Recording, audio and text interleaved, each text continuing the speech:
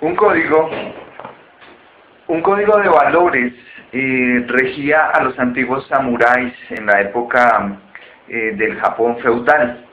Y este código de valores era como el camino demarcado para ellos, y valores tales como el honor, tales como la lealtad, la transparencia, la honestidad, la impecabilidad, eran algo común y eran algo que ellos hacían respetar incluso con su vida.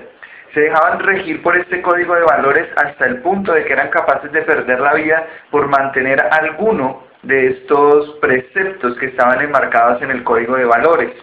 Este código de valores se desprendió del arte de la espada. El arte de la espada, el iaido se llama, tenía unos ciertos parámetros, unas ciertas reglas en su aplicación y en su aprendizaje. Y si no se cumplía el código de valores del iaido, entonces era muy probable que se pudiera cortar una mano o dañar a alguna persona con las que practicaba, o simplemente no ser digno ni siquiera de practicarlo. Después, en las prácticas marciales se involucraron las prácticas espirituales. Dada la similitud de la práctica marcial con el camino espiritual y también dada la cercanía de la posibilidad de la muerte, entonces los samuráis se aferraban mucho a sus prácticas espirituales, con tal de que en algún momento que la muerte llegara de manera imprevista en una batalla, en un duelo, ellos estuvieran con el alma lo suficientemente pura, entre comillas, para poder partir de este mundo de manera tranquila e ir al cielo de los guerreros. Bueno, estas historias a muchas personas conmueven y muchas personas quisieran tener ese código ético de valores y quisieran tener una vida marcada por un camino que es el camino del guerrero. Pero lamentablemente la vida ha ido dando unos tumbos, ha ido dando vueltas y se ha ido entretejiendo con otra cantidad de situaciones en las cuales ese código de valores tan natural y tan sencillo no se puede cumplir. Y a través del tiempo este código de valores simplemente fue generando un eco en el cual se desarrolló un código moral. Y el código moral pues se basa en algunos parámetros, en algunas premisas, como palabras que yo acabo de mencionar: honestidad, transparencia, impecabilidad, fidelidad. Pero lamentablemente todas estas palabras son códigos que están enmarcados dentro del concepto que yo tenga de los mismos. ¿A qué me refiero? Para una persona la honestidad puede ser una cosa y para otra persona la honestidad puede ser otra. Para una persona la fidelidad puede deberse simplemente al ámbito de la pareja, más no al ámbito de los negocios, ni al ámbito de las amistades. Entonces todas estas palabras han delimitado una forma de comportamiento que las personas se esfuerzan de manera directa o indirecta por tratar de cumplir, y aquel que las cumpla pues entonces se va a sentir mejor consigo mismo y va a considerar que es una mejor persona. Pero no se dan cuenta de que esto es simplemente otro mecanismo de dominio y otro mecanismo de manipulación que el sistema utiliza para hacerte sentir una persona que no es digna de los beneficios del universo. Y aquí es donde quiero entrar en el programa de hoy. Un saludo para todas aquellas personas que nos escuchan hoy por primera vez. Y les cuento lo siguiente. Cuando nosotros queremos empezar a mejorar nuestra vida, a transformarla, queremos sanarnos, queremos ser prósperos, abundantes, personas más conscientes, más sabias, y redireccionar todo lo que hemos venido viviendo y experimentando en nuestra cotidianidad, es importante comprender qué nos libera y qué nos ata. Las cosas que nos atan son aquellas que nos impiden evolucionar, manifestar nuestro potencial interno, y por tal motivo también nos impiden crear la vida que nosotros queremos vivir. Hay muchas cosas que nos atan. Ayer hablaba de los condicionamientos, pero es importante entender que ciertas palabras que se han manejado a través del tiempo también han generado una atadura al doble nudo. El primer nudo es tratar de cumplir esos parámetros morales que nos han enseñado, y el segundo nudo es creer que cuando los cumpla soy una mejor persona. En ambos casos no estamos haciendo uso de nuestra conciencia y estamos creyendo que nos colocamos por encima o por debajo de las personas. Entonces una persona que no cumple el código de valores que ha sido establecido en su sociedad se va a sentir menos que los demás, y eso la ata a tener un sentimiento de ser indigno y de no merecer mejores cosas en su vida. Las personas que van cumpliendo de manera más o menos prudente y regular los códigos morales, entonces se van a sentir por encima de los otros y van a considerar que son buenas personas, y eso los hace caer en el orgullo y en querer pasar por encima de los demás. Aquí, en algún programa mencioné que no se trata simplemente de pensar en el Dios bueno y en el diablo malo, que no se trata de querer irnos hacia un lado como es la balanza del bien, de hacer las cosas que socialmente están supuestamente bien, sino que se trata simplemente de hacer conciencia. Las palabras son símbolos que representan sentimientos y conceptos. Libertad, si quisiéramos definir libertad como lo hacíamos en un programa anterior, la definición más concreta de libertad sería ¿cuál? Una palabra que genera unos estados emocionales y mentales en la persona que la escucha o en la persona que la pronuncia. Entonces, si nosotros vemos esta definición con amor, con honradez, con impecabilidad, vamos a encontrar que simplemente esas palabras son símbolos que sacan a flote algo que está en mi interior. Eso que está en mi interior es lo importante. La palabra como tal no lo es. Pero lamentablemente lo que hay en el interior de muchas personas son los condicionamientos a los cuales se han visto expuestos a través del tiempo. Y volvemos entonces al punto, la persona no es consciente. Así cumpla el código moral, así cumpla con las 10 normas que le enseñó la Iglesia, así cumpla con los 21 preceptos que le enseñaron en el Oriente. Eso no significa que sea una persona consciente. Y por tal motivo no significa que sea mejor o peor que nadie. Aquí se trata de encontrar algo que es muy sutil, pero que a la vez sería la clave para transformar la realidad colectiva. Sería la clave para salvar al planeta Tierra. ¿Qué es? Lo que tenemos que encontrar es eso que se llama unidad. Todos somos uno.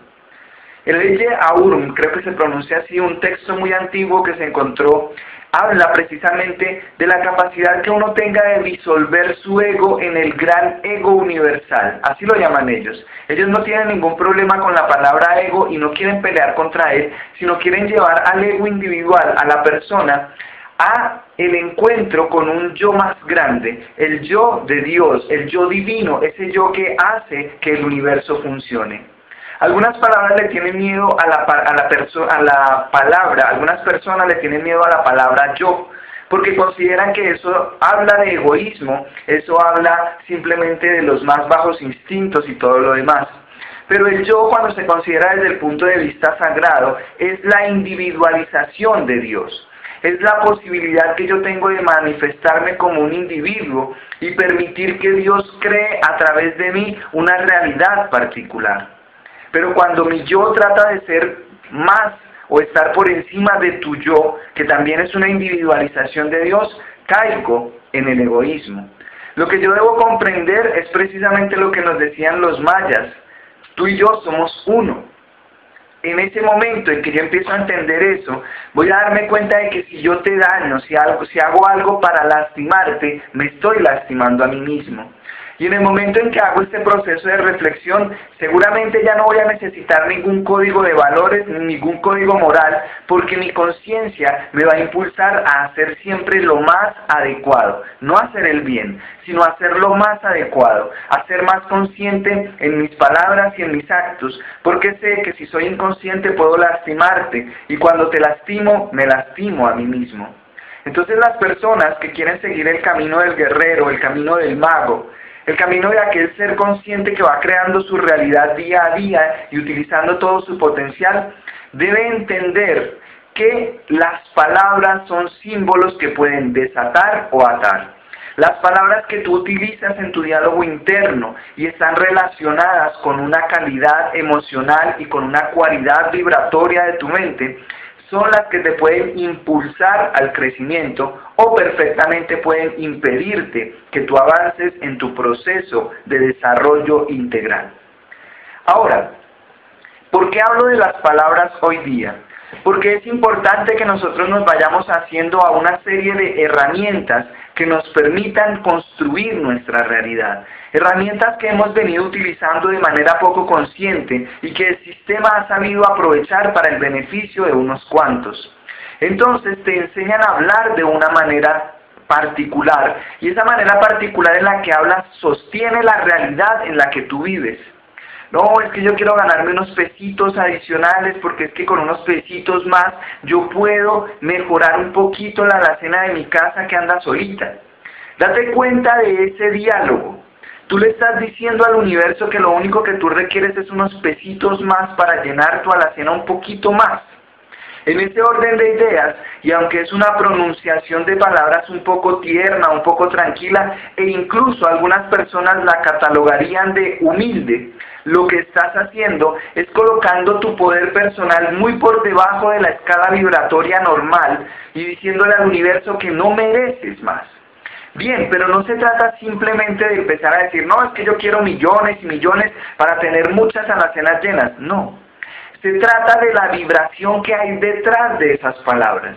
Una persona que hable en ese diminutivo debe observar qué vibraciones están en su interior, y cuando digo unos pesitos más, cuáles son los sentimientos que se generan en el interior, cuáles son los pensamientos que están concatenados o unidos a esas expresiones. Asimismo, cuando hablas de otra persona o cuando hablas de ti, debes observar que las palabras generan unos estados vibratorios. Por eso, nosotros hablamos de ser conscientes del verbo y de su perfecto uso. No hago referencia con esto a que tengas que utilizar una jerga específica, unas palabras rimbombantes o palabras simplemente rebuscadas que ni siquiera se sabe qué traducen. Hago referencia a que te des cuenta de que cuando tú utilizas ciertas palabras, hay emociones que acompañan esas palabras. Y las emociones y las palabras unidas, más un poquito de pensamiento, van sosteniendo o creando la realidad en la que tú vives. Ahora, como te decía, no es simplemente tratar de cambiar el diálogo y decir entonces ahora hablar en grande y hablar de otras cosas, porque lo único que pasa allí es que estás reforzando esos sentimientos que hay en tu interior. Entonces, ¿de qué se trata? Se trata de darnos cuenta de los sistemas de manipulación que utiliza esta gran maquinaria, que es el sistema social donde vivimos. La manipulación entonces está dada porque las personas van compartiendo una información y la van amplificando. Profecías, por ejemplo. Ahora se habla mucho de las profecías del fin del mundo y se dice que en el 2012 pues viene la hecatombe, que pase el diablo y escoja. Otros dicen que no va a pasar nada, que son simplemente teorías.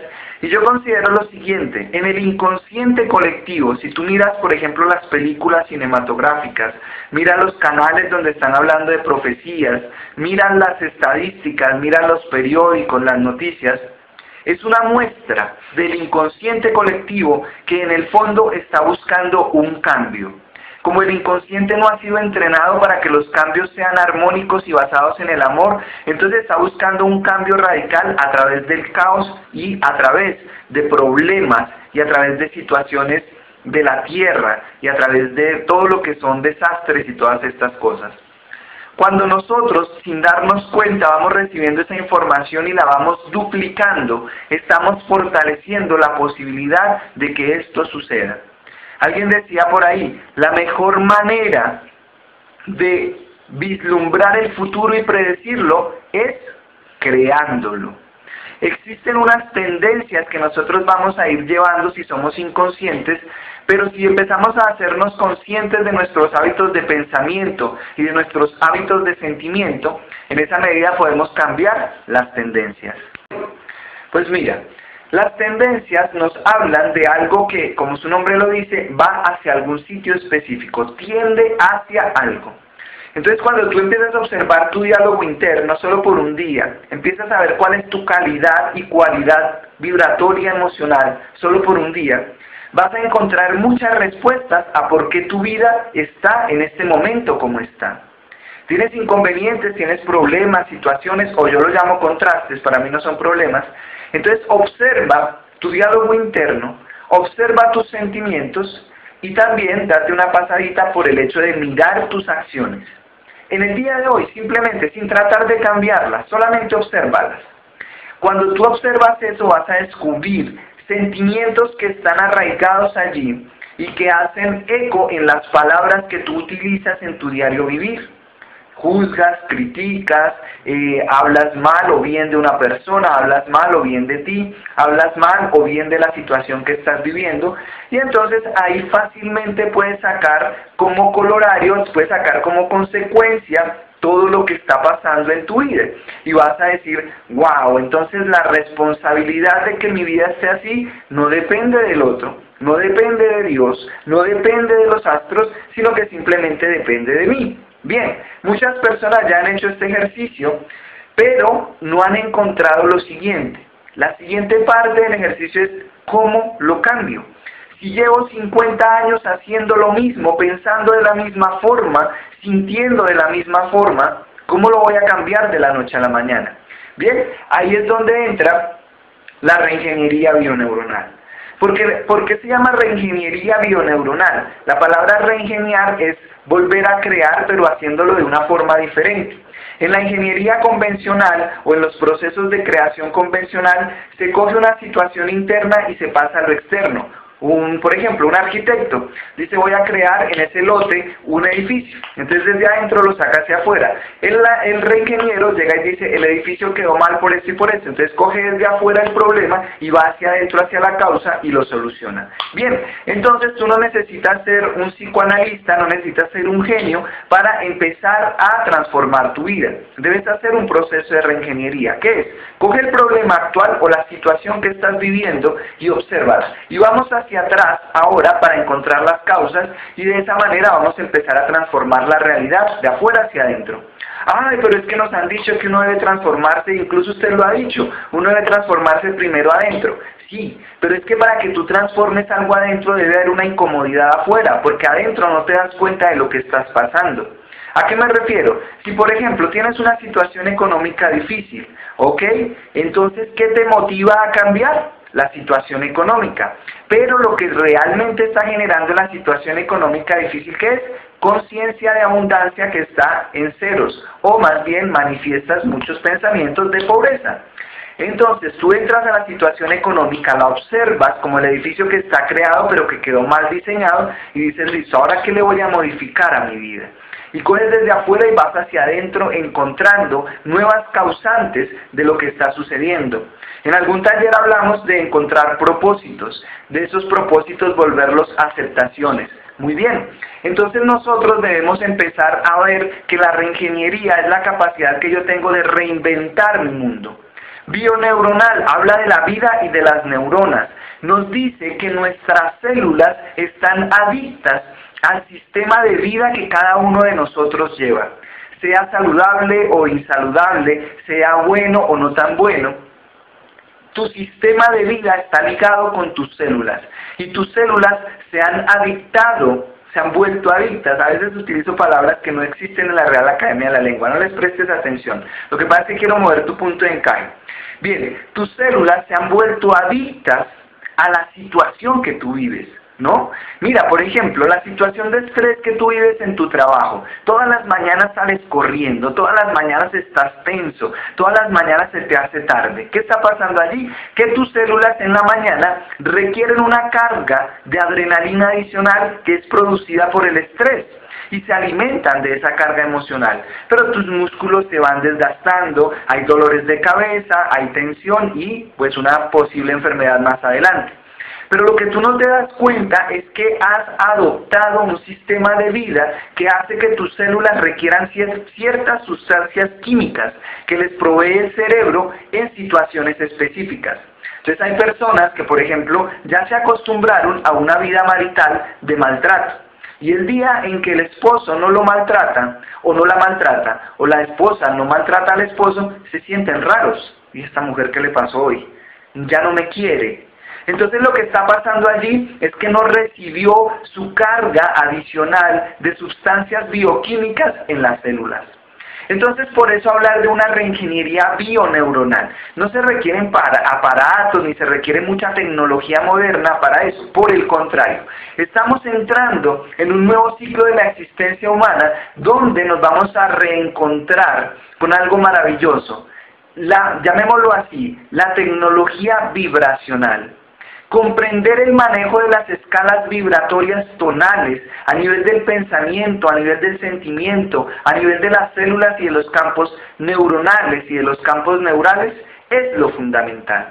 Enfermedades como el Parkinson, el Alzheimer y otras enfermedades son simplemente un desorden vibracional que se podría solucionar con terapias de reingeniería, se podría solucionar con procesos de profunda meditación, pero una meditación bien redireccionada hacia el trabajo con las células. Ahorita se están hablando de productos que contienen nanotecnología que lleva información a las células. Pero bueno, eso es un tema que me apasiona, pero que lo vamos a hablar después. Porque quiero que lleguemos a algo. El uso de la tecnología magnética, o sea, de los imanes no simplemente son adorno de una piedra extraña que se encontró por allí, sino que hablan del campo magnético. El campo magnético tiene una información impresa allí que inmediatamente a través de vibraciones y procesos de sinapsis, qué pena que esté utilizando términos técnicos, llegan a tu cerebro. Estimulan el hipotálamo, que es una cosita, una bomba que hay allí en el cerebro, y el hipotálamo mezcla sustancias y llega a irradiar sustancias como la adrenalina, como una cantidad de sustancias que son drogas, pero naturales. Entonces, por ese aparato que tienes allí, tendrías la capacidad de sanarte, de regenerar tu cuerpo, o de enfermarlo, causarle una gastritis, una migraña, causarle cualquier cantidad de enfermedades. Bien. ¿Cómo entramos a trabajar allí? Debemos hacerlo a través de la vibración. No vamos a hablar de sustancias, no vamos a hablar de químicos ni de naturales. Vamos a hablar de vibración. Existe un proceso vibratorio que no solamente regenera tus células, sino que regenera tus mecanismos de pensamiento para que empieces a crear una vida totalmente diferente. Y son esas dos palabras que acabo de utilizar: reingeniería bioneuronal. Ciencia vibratoria, ¿ok? Llamémoslo ciencia, pero que para mí es un arte, pero llamémoslo ciencia simplemente por usar una palabra. Entonces, lo que vamos a hacer en un próximo evento que vamos a tener, y entonces allí vamos a vivenciar las cosas, es trabajar precisamente con el campo neural a través del magnetismo de la tarjeta radiónica y a través de ciertas comprensiones del uso de las palabras, del uso de la mente y de cómo llegar directamente a nuestra emoción. Bien, esto puede sonar a muy conocido y puede sonar al hecho de que muchas personas lo mencionan, muchas teorías lo hablan, pero lo que yo quiero es que tú entiendas que existen ciertos puntos en tu campo físico o biofísico que se han atascado a través del tiempo. Allí se han arraigado los condicionamientos y tu conciencia, para seguir existiendo, ha tenido que encajarse dentro de esos hilos de luz que componen tu campo magnético, y eso es lo que te hace percibir la realidad como la estás percibiendo. Si percibes una realidad sesgada, con enfermedades, con deficiencias económicas, con conflictos emocionales, es porque tu conciencia se ha arraigado en un campo muy pequeño de la vastedad universal que tienes en tu campo neural. Pero esto se debe a que se han bloqueado puntos de energía en tu campo neural que también se manifiestan en la parte física. Con ciertos masajes, ciertos procedimientos de radiación radiónica en puntos específicos, se empiezan a desbloquear esos canales energéticos y empiezas a tener el acceso a otro tipo de información. O sea, vas a crear una realidad diferente. Avisales 883-7503, 883-7503, en la ciudad de Pereira 334-6679, 334-6679. Espero que de verdad puedan participar para que hagamos actos de poder, actos mágicos que lleven a la creación de la vida que mereces. El amor te bendice, la energía avatárica te llena y quedamos en conexión. El amor te bendice, la energía avatárica te llena y quedamos en conexión.